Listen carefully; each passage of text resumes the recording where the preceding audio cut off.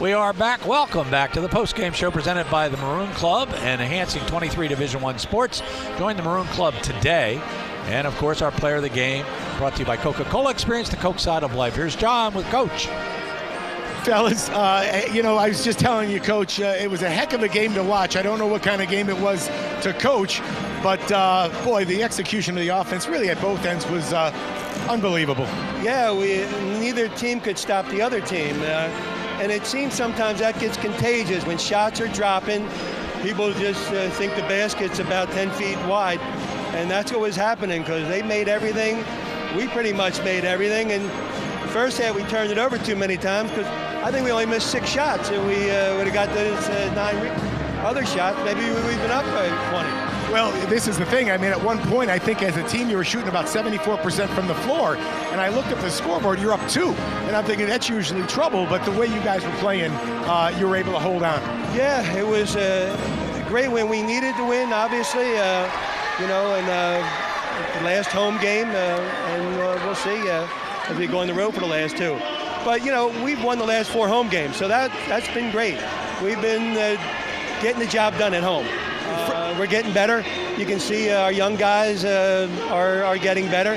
Some of our older guys made some mistakes today, but our young guys pulled us through.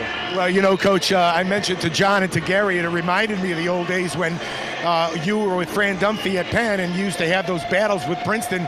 And, of course, Mike Brennan is from the Krill Tree, and you're right here still, and it seemed like the old days again. Yeah, we recruited Mike Brennan at Penn, and another guy that I didn't get, It's a long list of people that said no to me, I deal with rejection well.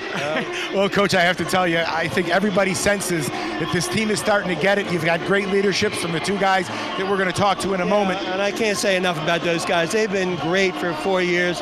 They give their heart and soul. You saw some of the loose balls, and the end match should have let that ball go, but it's in his DNA. He sees the ball, he's got to go after the ball. They're true Leopards. They don't change their spots. One last thing, I remember watching at your elite camp, Matt Klinewski, when he was a freshman, and I watched this big guy playing like a possessed man.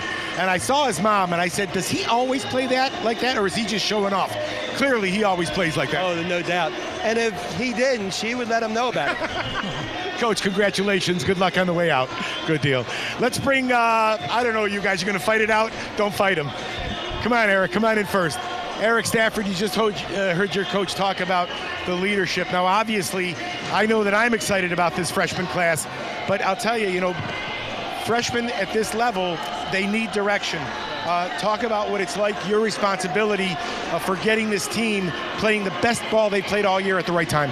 Well, we have a really talented freshman class, obviously, with the points they're putting up. But, our role, both of us all year, has just been show them the right way to do things, how to carry yourself as a Division I student athlete, and also on the court, just making sure they're making the right plays. And I think it took a while, first probably out-of-conference play for them to figure out what shots they can get off, what shots they can't get off. But they've definitely figured it out as the season's gone on, and they've been great. They're making our job easy this time of year. Well, I remember talking to Coach after one season when he lost 5 guys, and they made it to the tournament that year, and I said, Coach, it's going to be tough. And he said, I lost all my teachers. And that's when you have seniors like you guys and what you've demonstrated, you guys become the teachers. A coach can only do so much, and congratulations to you, Eric, on a great game in your last home game, but a lot of work to be done still. Definitely. Thank you very much. Appreciate it. Matt, let's get you in here. I shared with Coach the time I first saw you play. You were at the elite camp. And for the folks watching, I'll repeat the story, but I want your reaction to it. You were up here at the elite camp as a senior, and Coach said, watch the big kid number, whatever you were wearing. And here was this 6'8" guy running around like a madman, and I ran into your mom, and I said, does he always play like that, or is he just showing off? And she said, no, he always plays like that. Kind of summarize what it's been like to this point. Yeah, my whole life I've been trying to play the game as hard as I can because you never know when it's going to be your last. And today was my last home game, and I just tried to keep playing as hard as I possibly could till the very end, till the last buzzer. And then we got 2 more games and playoffs, so I'm going to keep doing it, help this team win.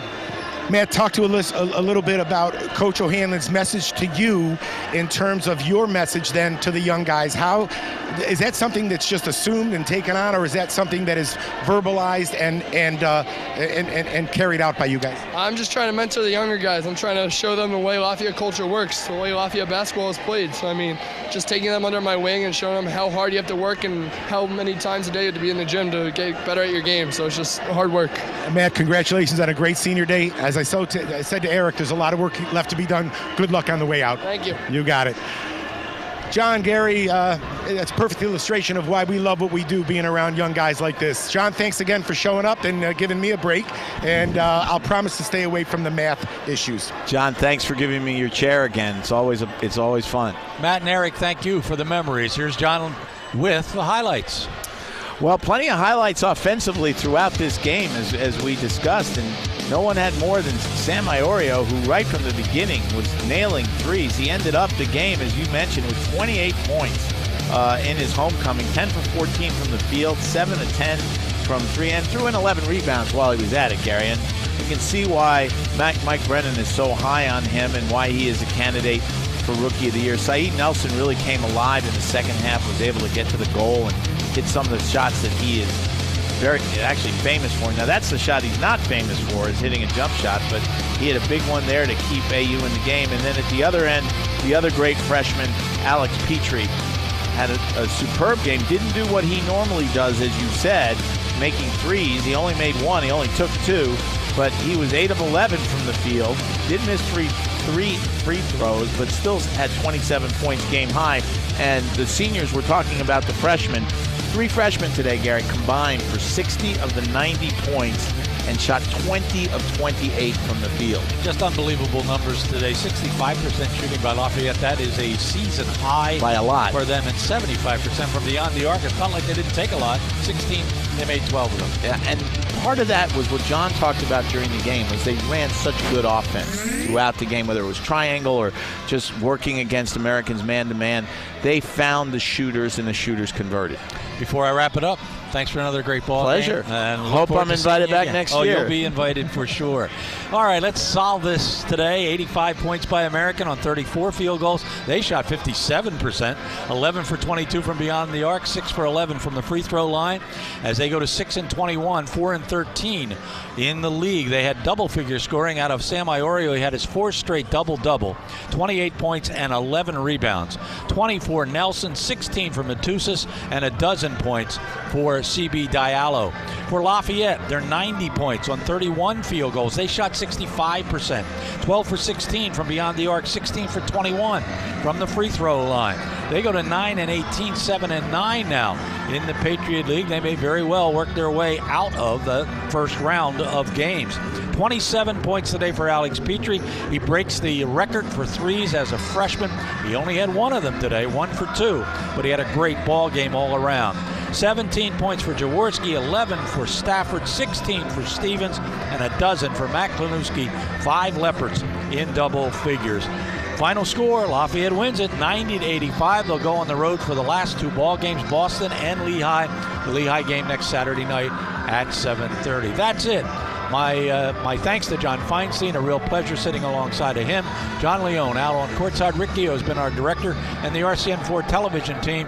Thanks so much to their hard work. For all of you, I thank you for spending time with us. I'm Gary LaVaca. Goodbye, everybody.